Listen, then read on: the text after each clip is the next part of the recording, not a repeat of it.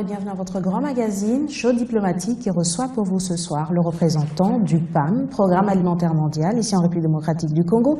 Il s'agit de M. Martin Olsen. Avec lui, nous parlerons de cette grande organisation internationale basée ici en République démocratique du Congo. Bonsoir M. Martin Olsen. Bonsoir. Comment vous vous sentez? Ça va, très bien. Merci d'avoir répondu à notre invitation. Bienvenue dans notre magazine Show Diplomatique. Alors je m'en vais vous poser la première question. Pouvez-vous nous faire le rapport de PAM, ici en République démocratique du Congo, année 2013, éventuellement les 6 premiers mois de cette année 2014? Oui, je veux bien. Vous savez, il y a toujours un rapport annuel que nous sortons. Ici, nous mettons en place un programme depuis l'été 2013. Donc nous avons vraiment, nous allons pouvoir rapporter sur une première période de 12 mois. Le programme actuel va jusqu'en décembre 2015. Le but de l'opération est fournir de l'aide alimentaire aussi bien en aliments qu'en bons d'achat à environ 3 millions de bénéficiaires. La zone sur laquelle nous focalisons, c'est effectivement l'Est, où les problèmes nutritionnels sont plus importants qu'à l'Ouest, si je puis faire cette différence. Nous arrivons avec les ressources reçues, nous arrivons à environ cibler 2 millions de bénéficiaires. Je parlais de 3,2 millions. Donc nous arrivons à mettre en place ce programme à 70%. Donc ça, c'est le programme principal du PAM ici. Vous savez, le PAM est au Congo depuis 40 ans. Et il est vrai que d'autres projets étant mis en place, par exemple les cantines scolaires, etc., etc. Et nos interventions aujourd'hui ont shifté beaucoup plus vers des appuis nutritionnels, des centres nutritionnels, pour combattre certains types de, je dirais, maladies ou fléaux, que ce soit le besoin nutritionnel des enfants, les personnes vivant avec le sida, la tuberculose, etc. Le programme vise, pour part être large et couvrir totalement, surtout la population en déplacement, des réfugiés et des populations qui retournent vers l'endroit où ils vivaient avant. Donc on soutient ces personnes-là pour se réinstaller, pour retrouver à quoi s'installer et puis fournir une aide un peu limitée quand ils retournent chez eux de 3 jusqu'à 6 mois. Et aujourd'hui, quel est l'engagement du PAM? Parce que quand on voit PAM, on voit distribution des vivres, de nourriture. Pourtant, il y a un chapelet de programmes de votre organisation, logistique et consorts. Pouvez-vous nous parler un peu de tous ces programmes? Ah oui, je vais bien. Ça, c'est effectivement important d'associer le PAM aussi avec d'autres thèmes importants.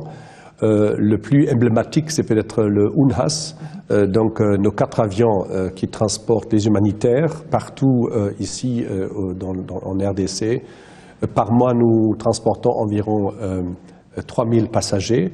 Les routes principaux sont celles de l'Est, donc je coiffe Bunia, Bukavu, Goma, Bukavu, Kalemi et Lubumbashi, mais aussi à l'intérieur, Kananga, Bujimai, Bandaka et d'autres endroits.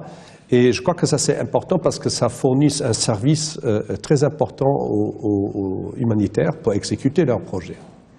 D'autres plans, d'autres interventions sont très importants. Avec le gouvernement et notamment avec l'institution qui s'appelle PONANUT, nous mettons en place des enquêtes nutritionnelles qui sont toujours très importantes pour que la politique et aussi les ressources soient guidées dans le bon sens, où mettre les investissements, où sont les grands problèmes de malnutrition. Nous sortons pas seulement des rapports statistiques et aussi des évaluations, mais aussi des cartes. Donc on fait une cartographie des crises en RDC, et je pense que ça guide effectivement les interventions d'autres organismes et aussi le gouvernement dans ses actions. Il est clair que la collaboration avec le gouvernement se joue à plusieurs niveaux, ministère des Affaires étrangères, mais ensuite aussi avec les directions techniques, que ce soit le ministère de l'Agriculture, humanitaire, social ou éducation, justement, où nous travaillons étroitement avec les services techniques. Je dois dire que l'accord cadre de Addis Abeba et les activités qui suivent, le processus où le gouvernement s'est engagé fortement, aussi avec les Nations Unies, de ce qu'on a appelé benchmarking, de faire sortir les plans d'action qu'il faut amener pour qu'on puisse mettre en place les dispositions de l'accord cadre, nous ont absorbé aussi beaucoup intellectuellement, mais aussi au point de vue temps, pour vraiment s'engager au sein du programme de PNUD à ce processus. Ça y est, on est allé quand même très, très loin. Avec le ministre des Plans, nous sommes quand même, et ça vous avez peut-être entendu aussi de Madame Robinson, vraiment aller très loin à définir les zones d'intervention. Et ça a pris quand même pas mal de temps de nous, du PAM, pour s'engager comme d'autres agents des Nations Unies. Nous allons maintenant dans une phase de mettre en place ces engagements. Une partie est prise en charge par le STAREC. Vous le savez, un programme où, avec l'ordonnance du président Kabila, qui a mis en place les comités, ainsi les comités techniques, nous serons amenés à travailler beaucoup plus avec les gouverneurs de ces provinces ciblées par le STAREC. Et je pense que nous sommes vraiment en phase totale pour commencer certains des projets, déjà en octobre, dans cette volet de STAREC, et avec une collaboration très importante et sentie des gouverneurs de province. Vous avez évoqué l'engagement du gouvernement, mais j'aimerais savoir concrètement quel est l'apport du gouvernement avant, pendant et après vos opérations à travers la République démocratique du Congo. Écoutez, moi, ça fait 3 ans que je suis ici, donc j'ai vraiment pu voir comment cet engagement s'est de plus en plus professionnalisé. Heureusement, comment ? Heureusement, après les élections 2011, il y a un gouvernement qui s'est mis en place, des ministres qui sont mis en place, qui n'ont pas changé. Et moi, je me réjouis à ça parce que pour chacun de nous, que ce soit moi pour le Programme alimentaire mondial ou pour les autres agences, ça nous a beaucoup aidé dans l'exécution de notre travail. Évidemment, il y a certains engagements du gouvernement qui sont très tactiques, très visibles. Le gouvernement de Katanga nous a fait des donations de vivres concrètes. Jusqu'à aujourd'hui, on est à peu près 1800 tonnes de farine ou de farine de maïs pour justement contribuer à nos opérations dans le nord de Katanga. Et ça, c'est très concret, très motivant aussi.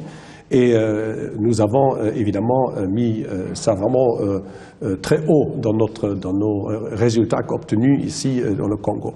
Autrement dit, il ne faut pas non plus nier l'engagement du ministre de l'Agriculture. Vous savez, le PAM, le FIDA et la FAO sont les leaders ou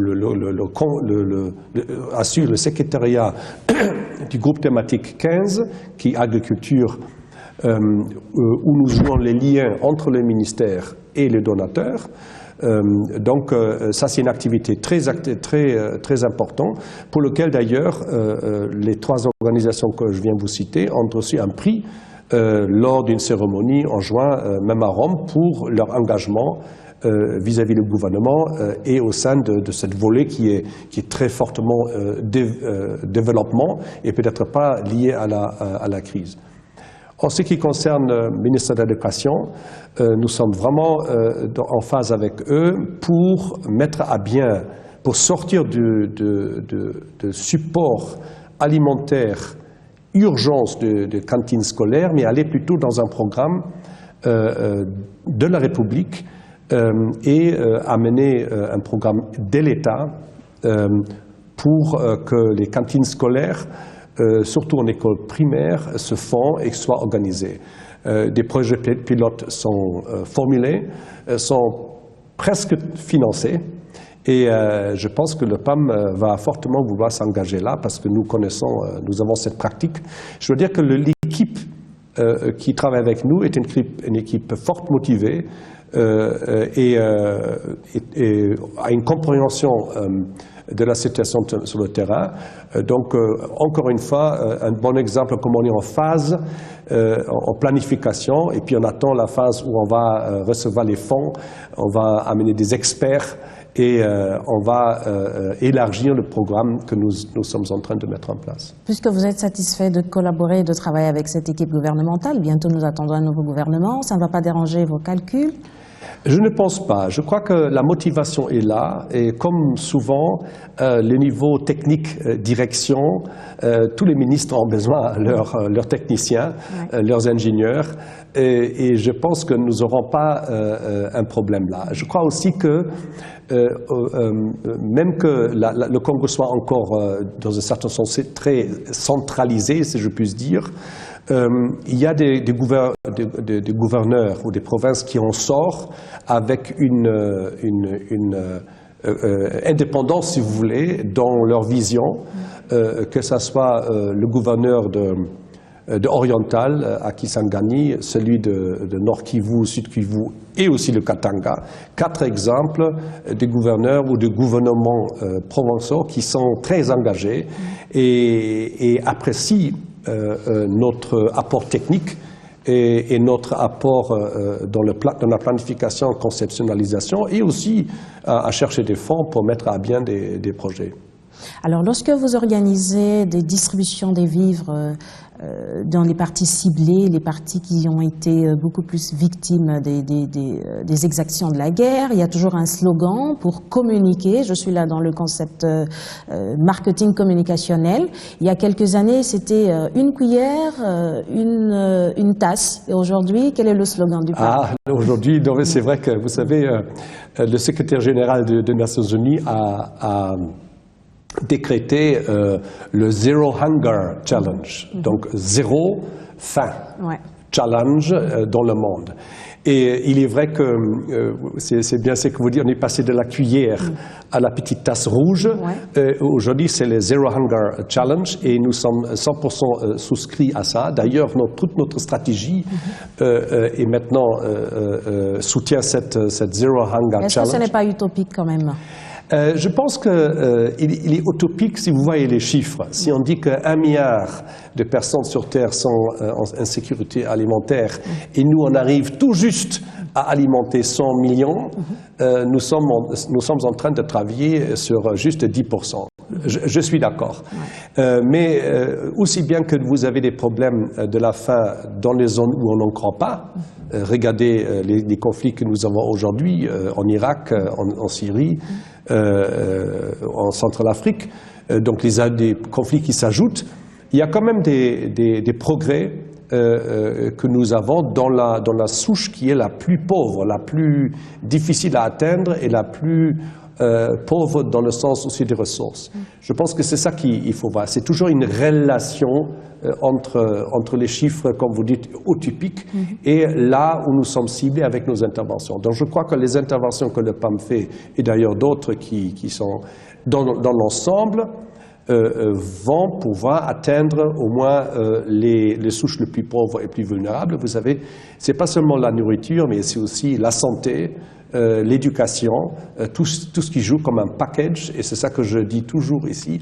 La collaboration entre nos agences, que ce soit avec la FAO, UNICEF, OMS, est très important pour vraiment sortir ces personnes de leur calvaire. Et je pense que ce n'est pas aussi utopique qu'on pense. On travaille avec l'UNICEF et les autres organismes internationaux basés ici à Kinshasa. Vous ne pensez pas que votre travail s'entremêle un peu avec les autres organisations? Parce qu'on a l'impression que vous faites la même chose avec OCHA, par exemple, ici en RDC. Non, on ne peut pas, je pense qu'évidemment, nous les dirigeants de ces organismes connaissent très bien nos créneaux et nos activités, et c'est quand même très bien coordonné. Par exemple, vous et OCHA, quelle est la différence? Quelles sont vos limites? Non, OCHA n'est pas dans les exécutions de projets. OCHA est vraiment notre chapeau de communication et coordination de l'information.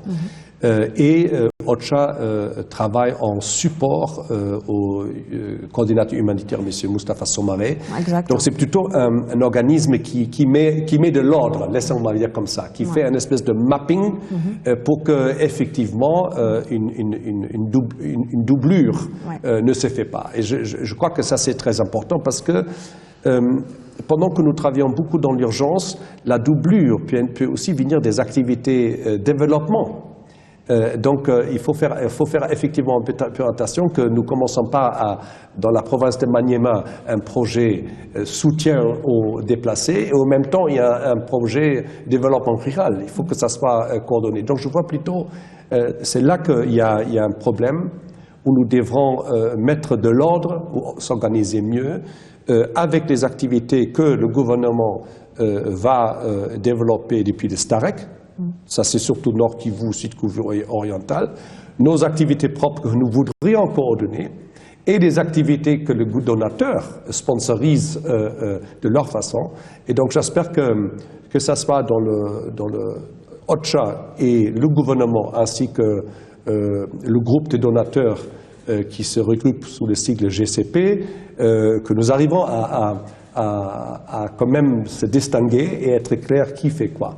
Mais il est très clair que sur le package, sur le terrain, les organisations comme la FAO, UNICEF et HR et OMS travaillent très étroitement ensemble et nous ne sommes pas en concurrence. On essaie vraiment d'utiliser les ressources à bien pour qu'un projet puisse marcher. Parlant de vos sponsors, est-ce que vous êtes bien fournis, bien sponsorisés pour la réalisation de vos interventions dans les territoires ciblés? Il faut dire que le PAM, contrairement peut-être à UNICEF, dépend très très fortement des donations des gouvernements. Donc nos vrais donateurs, ce sont les Américains, les Canadiens, les Japonais, les Allemands, la France, la Belgique. J'ai peur de vous ne citerez pas tout le monde, hein. Voilà. Non, j'ai peur. Donc ça, c'est quand même certains États, une dizaine. On sait que la Belgique y est pour beaucoup quand même. Ouais, voilà, c'est sûr.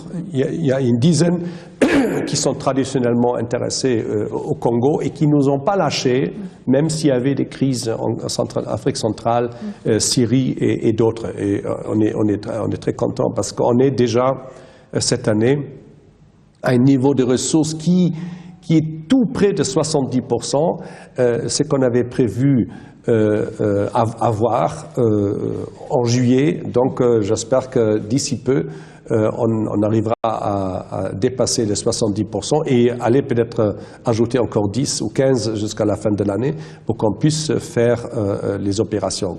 Problématiques sont les opérations comme les réfugiés d'Afrique centrale. Là, directement, l'Afrique centrale elle-même est en concurrence pour nous, parce que nous fournissons des vivres ou des bons d'achat à 60 000 déplacés. Et le grand problème est aussi les déplacements qui se font tout le temps, qui augmentent, qui descendent. Au Katanga, nous sommes aujourd'hui à 500 000 bénéficiaires qu'on n'arrive souvent pas à atteindre. Donc, oui, les donateurs sont là. Ils nous aident beaucoup, mais après il y a d'autres contraintes comme logistique et supply. Il faut dire que nous sommes en train de travailler aussi beaucoup plus avec des donateurs privés et je suis toujours content quand je puis citer des donateurs importants comme Vodafone, comme Orange. C'est pas de la publicité, j'espère. Non, je ne fais pas la publicité, mais ça c'est aussi quelque chose qui est intéressant parce que vous savez, quand vous faites de l'assistance alimentaire et vous avez besoin le téléphone mobile pour qu'on puisse envoyer les M-Pesa unités à des bénéficiaires, ou vous utilisez le téléphone pour faire des enquêtes. Les enquêtes par téléphone, c'est vraiment intéressant et c'est là qu'on engage avec ces sociétés-là. Il y en a d'autres.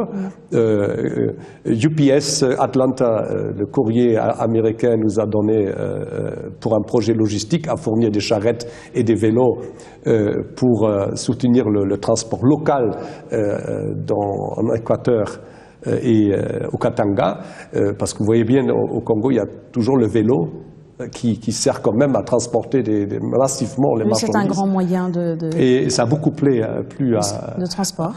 Donc, on développe aussi cette partie-là pour des activités spécifiques. Et puis, on est soutenu. Devo au Corée nous aide à mettre en place des projets de cantines scolaires. Tout ça, ça se résume ensuite en plusieurs donateurs privés qui nous soutiennent aujourd'hui ici au Congo. Et nous sommes très contents de cet développement. Alors, à vous entendre parler, vous êtes satisfait, vous êtes content de vos sponsors. Pourquoi avoir fermé 5 de vos bureaux sur les 10 existants ici en République démocratique du Congo, en parlant de Bujimaï, Libenge, Gemena, Dungu et consorts? Vous évoquez des questions de difficultés de ressources financières, de logistique. Pourtant, en dehors de votre intervention des vivres frais, il y a aussi la logistique. Qu'est-ce qui s'est passé? Parce que vous-même, vous l'avez annoncé lors d'un point de presse. Oui.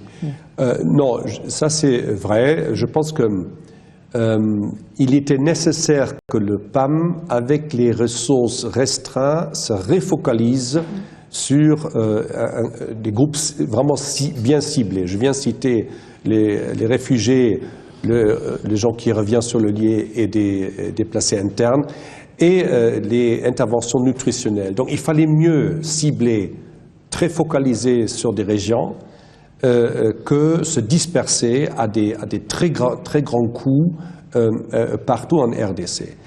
Donc c'est vrai que c'est un peu comme si on avait abandonné certaines régions, en tout cas avec l'aide physique aux cantines scolaires, etc., etc. Mais il s'avérait que quand nous avons regardé un peu notre cost-benefit, c'est-à-dire que le résultat, le outcome, comme on appelle ça, dans ces régions, on n'était vraiment pas satisfait. Et d'ailleurs, les interventions n'étaient pas soutenables, si vous voulez, techniquement, logistiquement. Donc il est vrai, il y a un argument coût. Mais les agents sur le terrain, pour ne pas vous couper la parole, les agents sur le terrain ont revendiqué, ont manifesté, vu le taux élevé de malnutrition grave et aiguë dans ces territoires. Donc les personnes, les agents qui travaillent dans ces organisations sont des personnes ressources et crédibles qui peuvent vous dire exactement la réalité sur le terrain. Mais vous n'avez pas entendu les cris de toutes ces personnes. Les bureaux ont été fermés. Oui, c'est-à-dire que physiquement, on est fermé, pendant que d'ailleurs les antennes de UNHAS, nos avions sont toujours là, dans tous les sites que vous venez de citer, sauf Gemena et peut-être Ango, pendant qu'Ango HCR a repris notre base. Non, on ne peut pas dire que nous ne sommes pas à l'écoute. Il n'est pas non plus correct de dire que nous allons plus intervenir seulement parce que nous sommes pas présents. Il y a certaines ONG et même nos collègues d'autres organisations des Nations Unies qui ont un avantage comparatif vu du fait qu'ils ont d'autres projets qu'ils exécutent et ils ajoutent l'assistance alimentaire à cette activité. Et nous sommes en train de travailler beaucoup plus avec les tierces sur des contrats très importants qui mettent en place des assistances nutritionnelles et vivres. Il faut dire que la distribution générale des vivres, nous avons effectivement réduit. Mais la distribution des vivres ou des éléments qui soutiennent la nutrition, ça c'est toujours notre cheval de bataille. Et c'est là que nous sommes spécifiquement engagés dans les provinces que vous venez de citer, surtout, bon, on ne peut pas dire Équateur, mais dans les orientales et Bujimaï et Kananga. Donc c'est à travers des partenaires, sans qu'on a aujourd'hui une infrastructure qui coûte très cher pour un programme qui est minimalisé et compte seulement une quantité qu'on peut sans problème mettre en place avec des partenaires. Vous espérez un jour les rouvrir, tous ces bureaux? Oui, je pense que de plus en plus le développement dans le sens de conception prenne place. Nous avons clairement un double mandat, urgence et technique. Vous voyez bien le projet P4P, Achat pour le Progrès, où nous encadrent des petits producteurs à Bikoro et à Caballo, est un projet qui est très développement. Nous sommes les leaders dans l'exécution de ce projet et nous allons extendre ce type de projet. Il ne faut pas non plus oublier que nous achetons dans les 10 000 tonnes par an au Congo, donc toute notre expertise d'achat dans les régions comme Katanga, Bumba et pour le riz, justement, d'ailleurs un riz vraiment aussi bien que le riz qu'on peut trouver dans le nord de l'Italie, dans le nord Kivu, fait aussi un effet très important. Et d'ailleurs, nous achetons en ce moment des grands tonnages pour acheminer depuis Bandaka ou Kinshasa, ça dépend où est-ce qu'on le reçoit, vers Bangui. Donc jusqu'à Noël, disons jusqu'en décembre, on doit acheminer 4500 tonnes de vivres achetés au Congo, en Afrique centrale. Donc il y a un effet économique très important des achats locaux où le PAM a une grande expertise. Parlez-nous de votre intervention intitulée « La foire aux vivres aux populations de Kiningi dans le territoire de Massissi depuis le 31 juillet dernier, des populations déplacées des territoires des exactions de la guerre. Comment vous procédez à cette foire aux vivres? Oui, quelle a été l'idée? C'est quoi le concept? Le concept, je crois que c'est bien que vous mentionnez ce cas-là. Nous avons exécuté des projets de cette manière déjà à plusieurs reprises. C'est comme je vous ai dit, des déplacés, soit des déplacés qui reviennent où ils sont sur place. On estime que le marché local est un marché qui peut fournir des vivres nécessaires pour que les personnes puissent se nourrir. Et on utilise donc les donations, on les transforme en coupons d'achat ou même en argent direct. Je mentionnais tout à l'heure le M-Pesa. Oui. On pourrait... Nous allons après parler du projet Progrès et Achat pour Progrès. Voilà.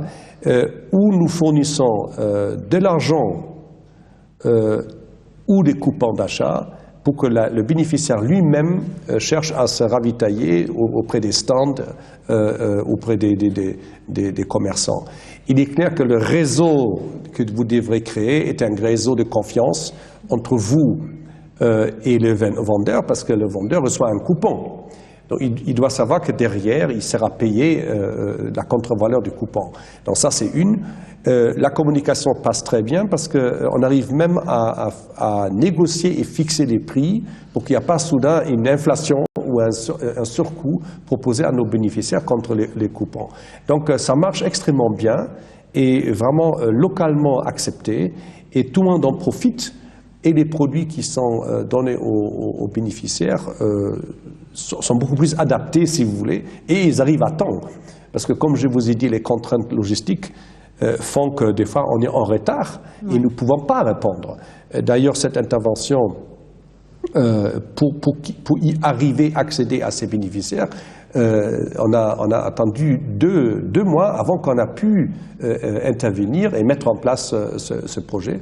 Et je pense que les coupons d'achat ou l'argent, dans une certaine manière... Quand est-ce que vous avez commencé à procéder par coupons d'achat, des bons? Notre première intervention date de 2011. C'était avec les rapatriés de Congo-Brazzaville, de Congo, dans l'Équateur. Les réfugiés, après ceux qui sont partis en 2009, et on a décidé tout de suite, vu des problèmes, des contraintes logistiques, de travailler avec du cash, en collaboration avec HR. Donc il y a deux sources de revenus, l'un pour acheter les kits de cette installation, l'autre un montant global pour que les familles qui rentrent puissent acheter des vivres locaux. Donc il est vrai que depuis 2011, on a mis en place les premières interventions cash, purement cash, parce qu'en Équateur, il y a... Ça évolue très bien, j'imagine. Et ça marchait très très bien. Ça marche d'ailleurs jusqu'à aujourd'hui. On est en train de rapatrier les derniers 30 000. officiellement jusqu'en juillet. Ça va aller jusqu'en septembre, mais on rapatrie ces gens-là encore cette année. Donc vous voyez, c'est un projet qui a quand même pris 3 ans et demi pour être exécuté. Il est vrai qu'à l'Est, nous avons commencé, je dirais, plus activement une fois que le M23 a été, j'aime bien dire dégagé, mais est parti de la zone Rutshuru, Massissi, etc. Exactement. Et que, parce que les gens qui étaient massivement à Goma, on n'arrivait pas à fournir littéralement la partie céréale. Donc on a commencé à même fournir dans les camps des déplacés, des coupons pour qu'ils puissent se ravitailler sur le marché. C'était vraiment une intervention d'urgence, ça marchait très bien, mais aujourd'hui on progresse et on amène cette technologie, cette méthode beaucoup plus loin, dans les Massissi, vers Rutshuru. On l'a fait dans le Maniema, nord de Maniema d'ailleurs, et je pense que nous avons de plus en plus une bonne main pour mettre en place cette intervention que nous voudrions porter jusqu'au téléphone mobile finalement, et on est en train de vraiment négocier avec certaines des sociétés qui sont ici et avec lesquelles nous avons même des contrats globaux à mettre cette technologie en place et ces projets. Monsieur Martin Olsen, vous êtes ici depuis 40 ans en RDC, le PAM. Dans l'intervention, dans l'organisation de votre démarche dans l'organisation des vivres aux populations malnutries, depuis 40 ans, vos experts en communication n'ont jamais su peaufiner des stratégies en ce qui concerne l'aide alimentaire, comment entrer en contact, comment communiquer avec les populations malnutries dans l'Est de la République démocratique du Congo, avec les types d'aliments à fournir, à donner aux populations victimes des exactions de la guerre. Vous apportiez des biscuits, du riz, de l'huile tournesol, alors qu'en RDC, la population, d'une manière générale, on prépare avec l'huile de palme, ici c'est la farine de maïs, toutes ces petites choses. Depuis toutes ces années, vos experts n'ont pas su tourner un peu la donne, vu, comment dirais-je, la distribution de tous ces aliments, pour que seulement en 2011, vous vous rendiez compte que cette population en avait un tout petit peu marre, si je peux utiliser ce terme, veulent avoir de l'argent pour acheter des aliments, une nourriture qui lui est adaptée, qui lui est propre, que de manger des biscuits. Vous mettez beaucoup de choses dans une question. Hein. Je veux dire, la première chose il faut dire que le PAM a énormément changé. Vous savez, il y a 40 ans, nous étions surtout une organisation qui amenait des vivres et seulement des vivres. Pas adaptés à notre population. Aussi bien adapté ou pas adapté. Je crois que le riz est toujours adapté partout, mais il est vrai que la briseur, oui, c'est la boule nationale. Je me souviens au Sénégal, ils étaient vraiment presque 100%, il fallait 100% briser, voilà. Parce qu'ils les mangeaient comme une véritable. Voilà. Donc c'est vrai qu'il y a. C'est réalité locale. C'est une réalité. Mais ça, c'était dans le sens de vouloir faire des projets. Développement rural, cantine scolaire, etc., etc. Et je dois dire que c'est vrai, c'était surtout des surplus qui s'est fait sur le marché mondial, qui ont été canalisés par le PAM en nature. Et il est vrai que c'était pas facile. Je me souviens encore des cas de boîtes de herring qui explosaient dans un magasin en Mauritanie. Franchement, les Mauritaniens n'en voulaient pas les herrings norvégiens. Voilà. Les conserves, c'est pas notre culture. Je suis tout à fait d'accord qu'on a eu nos expériences et aussi ça nous a servi à rédigérer nos opérations. C'est pour cela que les achats locaux sont devenus très importants.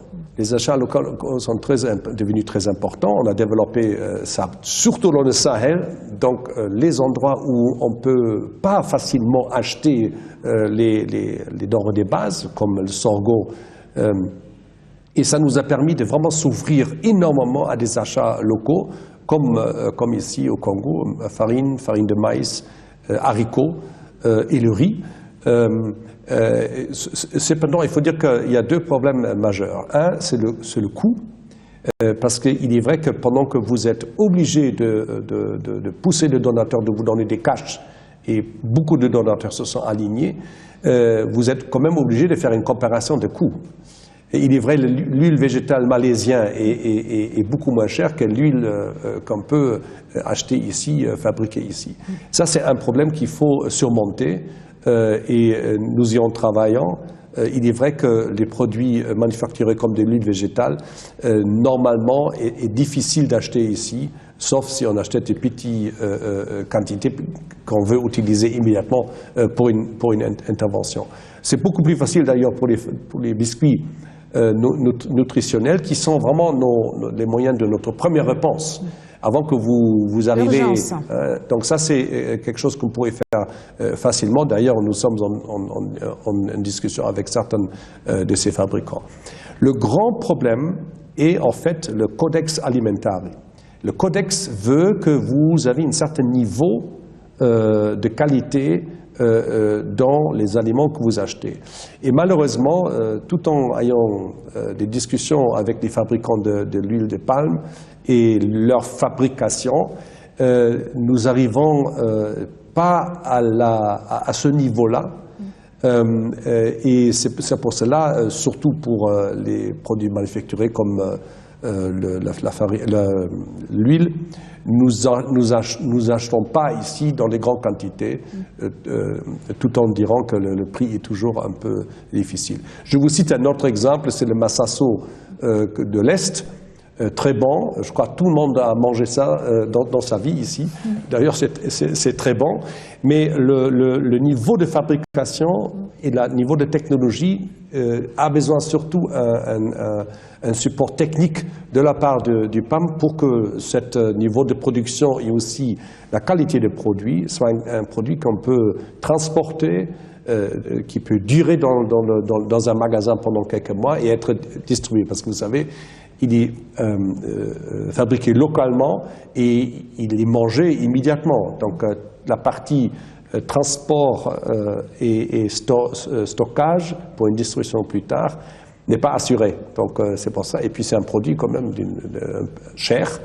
Donc là, on est plutôt en train de travailler au milieu de la technologie ou s'engager avec les producteurs. Monsieur Martinocet, nous arrivons déjà presque à la fin de notre entretien. Parlez-nous du concept achat pour progrès. Qu'est-ce que cela veut dire? Oui. Achat pour progrès. Oui, achat pour progrès. Je vais juste essayer de voir dans quel. Oui. Je pense que le grand atout de ce projet est l'encadrement des petits producteurs. Petits producteurs, les amener avec plusieurs moyens, que ce soit technique,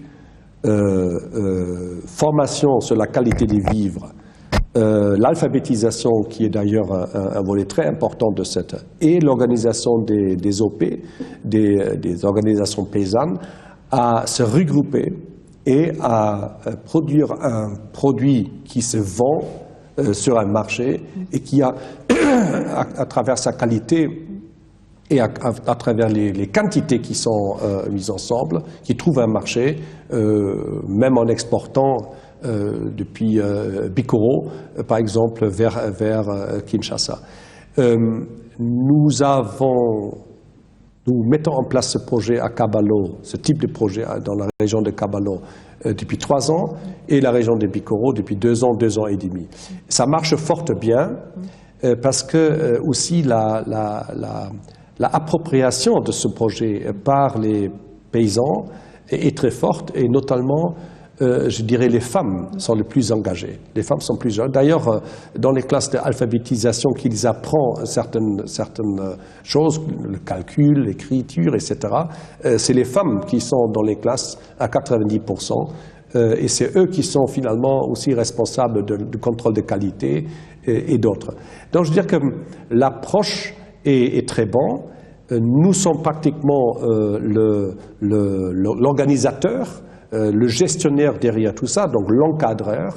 Et dans la partie technique, la FAO nous aide parce qu'il faut quand même des interventions sur les champs pour que les paysans soient amenés à faire le travail comme il faut.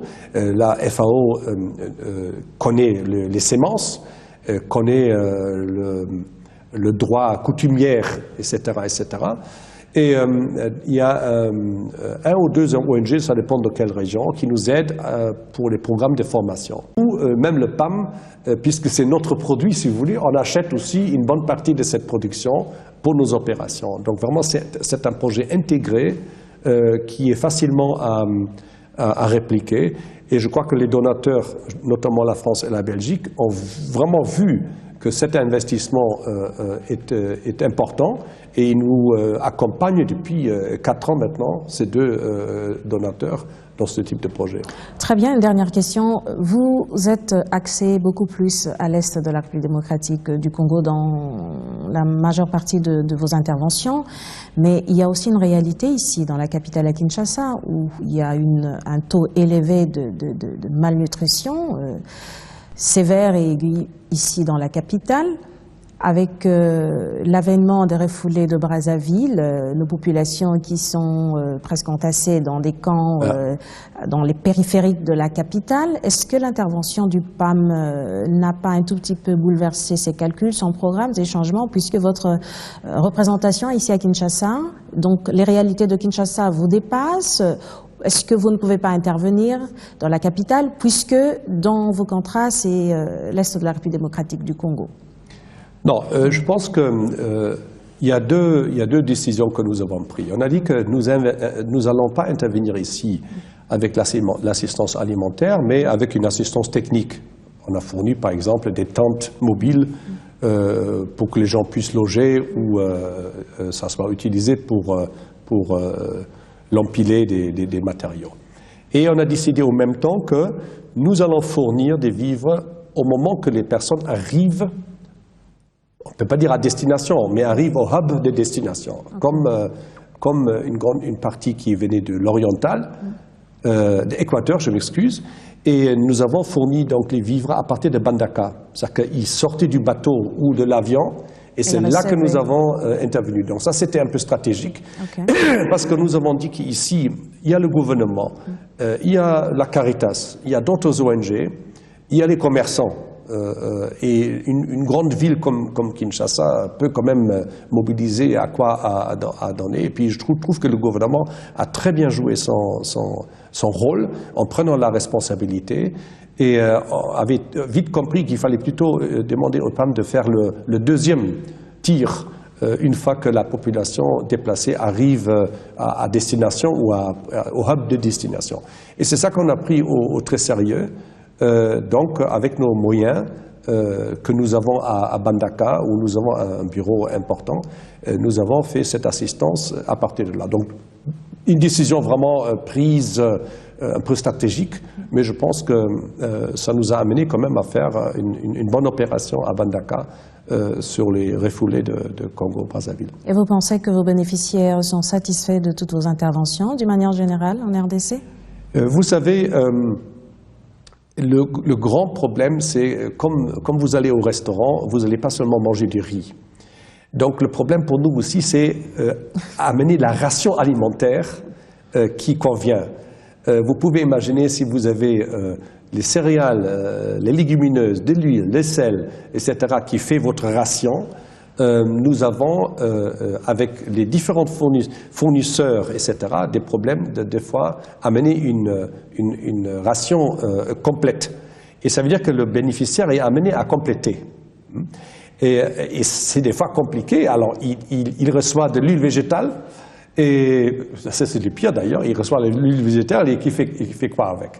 Et c'est pour ça, d'ailleurs, avec les réfugiés de Congo de Bangui ou d'Afrique centrale, on a écarté la partie céréale de la ration alimentaire et on donne de l'argent, n'est-ce pas? Pendant qu'il s'avère que sel, légumineuses et petits, autre chose est quelque part disponible, et puis nous on amène le sel et les légumineuses d'ailleurs, et ils ont acheté donc les céréales qui leur convient. Et comme ça, on a eu une ration quand même relativement complète. Et puis la critique qu'on avait eue au début, où il manquait du riz, il manquait du maïs, où il ne voulait surtout pas manger du maïs, on a pu amener une ration alimentaire qui était ficelée dans un certain sens, mais qui passait mieux. Donc ils ne sont pas toujours contents avec le menu. Et vous avez fait allusion au moment quand on a amené des vivres qui n'étaient pas du tout adaptés à leur alimentation. Ça arrive. On a même eu le cas à Goma, dans les camps, que les gens refusaient des haricots locaux. Ils voulaient plutôt des haricots venant de la Chine, je ne sais pas. Ah bon? Pour des raisons d'autres, je ne sais pas pourquoi, mais c'était assez intéressant de voir qu'ils ne voulaient même pas prendre les haricots qu'on avait achetés localement pour une raison ou pour une autre. Wow. Voilà, ça arrive. Alors, une toute dernière question. Quelles sont les difficultés que vous rencontrez ici en République démocratique du Congo dans l'intervention de votre mission ici en RDC? 2, 3, parce que nous sommes déjà arrivés à la fin de notre invité. Non, c'est toujours les contraintes logistiques, je vais bien vous citer, les coûts, les contraintes logistiques. Et aussi d'avoir les vivres à tout moment, avoir un petit plus de vivres pour aussi des interventions d'urgence. Ça, c'est des problèmes que tout le monde va vous citer. Et ça nous a amené aussi, dans un certain sens, de fermer certains bureaux parce que les coûts étaient extraordinaires. Je pense que ça s'améliore, mais c'est toujours ce problème-là. Les ressources, les donateurs sont quand même positifs avec nous, donc je ne peux pas dire que c'est des ressources. Il manque toujours, parce que comme je vous ai dit, je n'ai pas cette possibilité d'intervenir rapidement toujours, parce que je programme les vivres. Dès que j'ai une opération d'urgence, je suis souvent pris à la gorge parce que je ne peux pas sortir 100 tonnes ou 50 tonnes additionnelles dans ma programmation. Monsieur Martin Olsen, nous arrivons déjà à la fin de notre entretien. Je vous accorde 30 secondes pour un petit mot adressé à toutes les populations congolaises qui vous suivent en ce moment. Ben, ça, c'est gentil. Je vous en prie. Il faut dire que, non, je crois que ce que on doit reconnaître aujourd'hui, c'est que pendant que nous sommes souvent venus dans un volet d'urgence, et le gouvernement a fait beaucoup d'efforts, et je crois qu'il y a eu une professionnalisation des équipes et aussi surtout des équipes de gouverneurs et ministériels que j'ai vues. Donc je me félicite et puis ça m'amène à dire que il faut vraiment qu'on transmet cette image du Congo à l'extérieur, qui n'est pas toujours, comme c'est cité, est mauvais et qui peut changer. Je suis d'ailleurs content qu'on peut recevoir même B1 en Europe, et je pense que je me ferai ambassadeur d'une image plus positive du Congo dans le futur. Merci beaucoup, Monsieur Martin Olsen, d'avoir répondu à notre invitation. Je rappelle à tous nos chers téléspectateurs que je venais donc de m'entretenir avec le représentant du Programme alimentaire mondial PAM, ici en République démocratique du Congo. Il s'agit de Monsieur Martin Olsen. Avec lui sur ce plateau, nous avons parlé du PAM, de son intervention en République démocratique du Congo. Merci de nous avoir suivis. Restez branchés sur les programmes de B1. Prochain rendez-vous mercredi avec un nouvel invité. Bonsoir chez vous. Bonsoir, merci beaucoup.